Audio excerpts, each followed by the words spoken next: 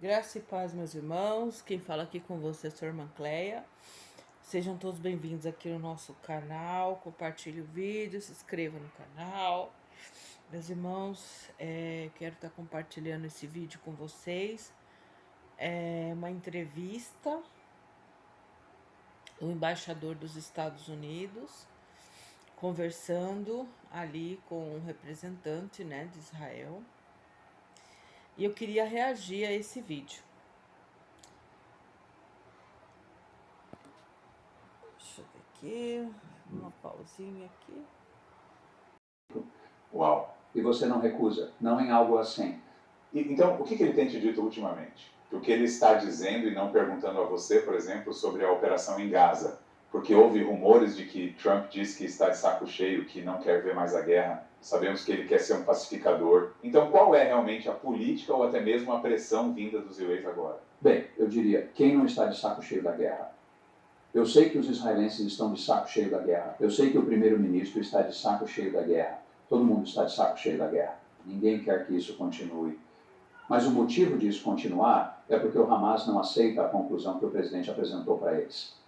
Vocês não terão um futuro aqui. Vocês não vão governar e comandar aqui. Vocês não vão se militarizar aqui. Isso é algo que o presidente Trump deixou muito claro. Então, eu acho que a posição americana continua a mesma. E quando as pessoas tentam dizer que ele quase quer que a guerra acabe a qualquer custo, bem, isso iria contra o que ele próprio disse repetidamente. Na verdade, ele adoraria que a guerra acabasse, assim como eu, assim como você, assim como o primeiro-ministro. Ninguém além do Hamas quer que isso continue. Bom, agora analisando o que esse homem embaixador acabou de falar. Ele falou que todos estão de saco cheio da guerra, né? Ele usou esse termo.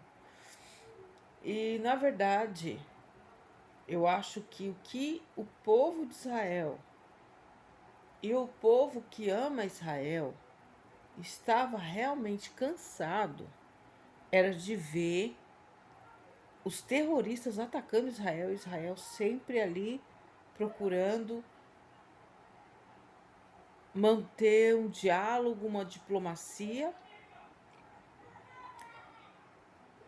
Os israelenses não estão cansados da guerra, porque é a guerra que está garantindo a segurança e a existência do povo de Israel. E eu acho assim, gente, comigo, a Bíblia diz que há tempo para todas as coisas, e a Bíblia diz que ai daquele que fala paz, paz, quando Deus não está falando de paz. Não existe paz com injustiça. Quem fica em paz com a injustiça só se for o diabo. E nem o diabo, porque a Bíblia diz que os ímpios não têm paz, mas eles têm prazer na iniquidade. Então, em paz eles não ficam, mas eles ficam felizes de ver o justo sendo oprimido. E o que eu vejo esse homem falando não condiz com o que eu vejo as forças de defesa de Israel, o primeiro-ministro de Israel, falando. Porque o que eles estão fazendo é destruindo, enfraquecendo, acabando com os arsenal dos seus inimigos. E não onde que isso vai incomodar o povo de Israel. É porque a França, os palestinos, os muçulmanos pelo mundo afora, os simpatizantes dos terroristas pelo mundo afora estão chateados, mas Israel já sabia disso, que eles iam ficar chateados. E esse homem, ele fala uma outra coisa que eu acho interessante quando ele diz... Bom, gente, vai lembrar, que isso aqui é uma tradução feita por IA. Como foi esse canal Milton Alves, ele sempre coloca essas coisas, então acredito que seja verídica essas palavras. Então, se não for verídicas, Nada do que eu tô falando aqui vai valer nada. Mas ele acabou de dizer assim: o único que quer essa guerra é o Hamas. Isso não é verdade. O Hamas, quando a ONU coloca lá tweetando, dizendo pare a guerra, cessar fogo imediato, o Hamas vai lá e curte. Por quê? Porque o Hamas, a verdade é que o Hamas está sendo destruído. A verdade é que o Hezbollah. Gente, quando fala destruído, eu vejo muito isso aqui na imprensa brasileira. Israel diz que destruiu o Hamas. Porém, isso é impossível destruir o Hamas. É impossível, principalmente porque a imprensa brasileira ajuda o Hamas a mentir. Por quê? Porque o que é o Hamas, gente? Um uniforme? Eles tiram a roupa do morto e vestem outro que está vivo. Mas é lógico que eles sabem que estão morrendo. É lógico que eles estão tendo dificuldade. É lógico que os armamentos ou estão acabando ou estão mais difíceis para chegar. Isso é óbvio. E quando esse homem diz que o único que quer a guerra é o Hamas, ele meio que demoniza o próprio Netanyahu. Porque a gente sabe muito bem que o Benjamin Netanyahu, ele não quer parar essa guerra. Porque para Israel seria tolice ir até o meio da guerra, ou até 70% de uma guerra, 80% de uma guerra e depois parar a guerra. Porque o que vai acontecer, gente? Os terroristas vão se enfraquecer, gente, vão se fortalecer de novo, vão, né, ali no seu reino das sombras, vão começar a mexer seus palitinhos. Tem muito país grande ajudando terrorista, inclusive os Estados Unidos. Não esse governo aí do Trump, talvez não. Se tiver alguma coisa muito escondido. Mas o governo do Barack Obama, do Biden, gente, eles davam tudo para os terroristas. E quem não queria guerra? O Biden. Quem volta sua mente um pouquinho lá para trás, se vai lembrar que quando foi para começar para Israel fazer a incursão terrestre em Gaza, foi quase um mês. Israel avançava e voltava, porque o Joe Biden não queria deixar sequer Israel entrar em Gaza. O que eles queriam? Eles não queriam que os terroristas sofressem nenhum tipo de perda por ter feito as atrocidades que fizeram dentro de Israel.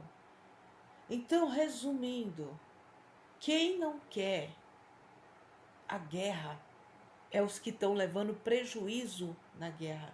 Israel quer a guerra sim. Agora, o que o mundo, o que esses inimigos de Israel não quer? Que Israel tome Gaza. Sabe o que eles não querem? Que Israel prospere. A faixa de Gaza, os palestinos, não vale nada para essas pessoas. Se valesse, eles seriam os primeiros a apoiar as ações do Estado de Israel, porque estão eliminando os terroristas que, segundo eles, são os opressores dos palestinos. Não é assim que eles falam? Ah, mas o povo palestino não pode pagar pelo que o Hamas fez. Então tá bom, Israel está matando o Hamas. Eles não se aguentam, gente. A ONU não se aguenta, eles estão, sabe, eles estão para gritar. Eles estão para gritar, não mate o terrorista, porque eu amo. Eles estão para gritar. Só que eles usam canalhamente o povo, o nome do povo, de um povo que eu nem sei se existe. Porque o que eu vi quando começou essa guerra foi pessoas da Palestina comemorando, e era gente, sabe, era civil, não era terrorista. Que na verdade, gente, os civis são terroristas, eles apenas vestem a roupa e você acha que é uma pessoa que veio de Marte. Não, são eles mesmos, os moradores de Gaza, que são os terroristas. Se há pessoas inocentes na faixa de Gaza, que o Senhor Jesus tenha piedade deles. E vai ter, porque Deus não desampara. Deus não desamparou Ló em Sodoma e Gomorra. Antes dele mandar a destruição, ele tirou Ló de lá. Então, se tem pessoas inocentes na faixa de Gaza, E se Deus está executando juízo por causa do ódio contra o seu povo, pode ter certeza que os inocentes serão poupados.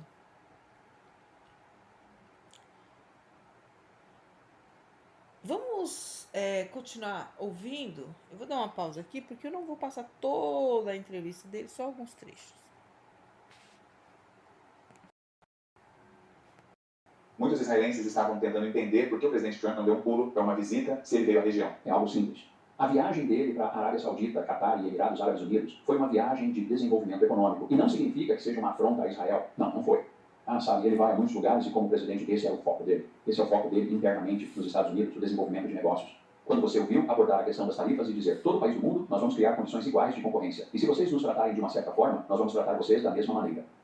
Mas ele deixou muito claro que o principal objetivo dele é construir capacidade econômica. E foi para isso que serviu essa viagem. Não foi uma viagem realmente sobre as questões... Bom, gente, a gente sabe que existe uma regra do mundo, uma lógica. Existe aquele ditado, né? Para bom entendedor, meia palavra basta. Para bom entendedor, meio gesto basta. Ou ausência de gestos basta. O que eu tô querendo dizer? Eu vi um vídeo aí esses dias, só para dar um exemplo, né? Daí o novo líder católico, né? Que entrou depois agora, que o outro morreu, aonde ele tá passando por um corredor e tem pessoas cumprimentando ele, tem uma pessoa com a bandeira LGBT e ele vira pro outro lado, passa pela bandeira e não cumprimenta o lado de cá, só volta a cumprimentar o lado de cá depois que ele passou pela bandeira. As pessoas já tiveram isso como um gesto de ele é contra a bandeira LGBT. Pode ser que foi isso que ele quis mostrar ali. Eu não estou dizendo que ele é contra o LGBT, porque todos esses líderes católicos são demônios. Mas talvez ali naquele momento foi o que ele quis mostrar. E ninguém é bobo. É isso que eu tô falando, gente. Ninguém é bobo. Quando o presidente americano ele vai para o Oriente Médio e ele decide não passar em Israel, ele deixou sim uma mensagem em aberto. No entanto, que o da Arábia Saudita, ele estava todo se derretendo não por Trump, né? Mas pro dinheiro que ele ia poder ganhar e o poder que eles poderiam ganhar. Então, para de achar que as pessoas são tolas, porque ninguém é. Ninguém é tolo. Eu entendo o lado de Israel. Muitas das vezes tem a sua aliança com os Estados Unidos, quer ter, claro, quer ter a sua aliança. É um país cercado de inimigos, os inimigos querem matar os judeus, para que Israel deixaria de querer apoio, né? Só se... Não, Israel tá certo, ele quer seu apoio, mas que ficou assim, sabe? Claro, a atitude estranha do Donald Trump ficou assim. Aliás, desde o outro mandato dele, que eu fiquei assim bem preocupada quando ele quis fazer o plano da solução de 2 estados. Porque, gente, fazer isso é a mesma coisa que... O que você acha se alguém sugerisse que eu colocasse aqui dentro da minha casa um estuprador, um assassino, um homicida, para ter paz com ele? O que você acha? É um bom conselho? É mais um dos conselhos errados que deram para Israel. Quando disseram para Israel, saia da faixa de Gaza que você vai ter paz. Israel fez isso porque queria paz. Ou porque foi pressionadíssimo, porque pressionam Israel. São covardes.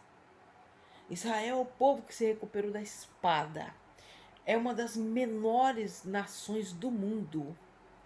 É um povo que vem sendo perseguido há 2000 anos. Há de se lembrar que nessa parte Israel não é vítima, tá? E eu vou dar pausa aqui para me ler para vocês aonde está escrito na Bíblia por que eles foram perseguidos. Ezequiel 39, 23 fala assim: e as nações saberão que os da casa de Israel, por causa da sua iniquidade, foram levados em cativeiro, porque se rebelaram contra mim, e eu escondi deles a minha face, e os entreguei na mão dos seus adversários, e todos caíram à espada. E aqui o Senhor vai dizer que ele também se acertou. Eu só coloquei abreviado aqui, me acertei com eles. Nesse mesmo versículo o Senhor fala que ele se acertou com o povo de Israel. Então, Israel não é vítima de ninguém e não parou na onde foi, até chegou a ser aquilo que aconteceu, né, do Holocausto, simplesmente porque Hitler quis. Porque se fosse só porque Hitler quis, não tinha sobrado um judeu vivo. Você sabe muito bem que a Bíblia fala que: diga agora, Israel, se não for ao Senhor que estiver ao nosso lado, os nossos inimigos nos teriam engolidos vivos. Essa é a verdade. O povo de Israel que ficou, o remanescente, o vale de ossos secos que se levanta e que se torna um grandioso exército, já é pela vontade de Deus. E nós já entendemos que Deus já se acertou com Israel. Não está se acertando. Nós sabemos que Israel vai se consertar com Deus, vai reconhecer Jesus como seu Messias. Não podemos e nunca devemos pressionar um israelense sobre isso, porque a Bíblia diz que não é pela força e nem pela violência, mas é pelo Espírito de Deus. Então, Israel precisa sentir e conhecer Jesus e não ser ameaçados. Ou vocês servem Jesus, ou vocês vão parar no inferno, ou vocês vão ser bombardeados. Isso não funciona com nenhum de nós pecadores e não funciona com Israel. Mas que fique bem claro para Israel: vocês podem ter os seus aliados, mas não esquece, homens agem por interesse e traem. Quem ama vocês é Jesus. Se vocês lessem o Evangelho, ao invés de falar que ele não é verdade, vocês iam conhecer um dos maiores apaixonados por judeus, por israelitas, que foi Jesus. A prova disso é que aonde o verdadeiro Evangelho de Cristo chega, Israel é bem-vindo. E eu vou falar mais, gente. Estão falando aí que a conexão do Papa agora com o Trump, né? Porque o Trump, ele tá buscando, né, essas coisas, engrandecimentos e tal, e se aliar ao líder católico, para ele é uma coisa que vai acrescentar, né?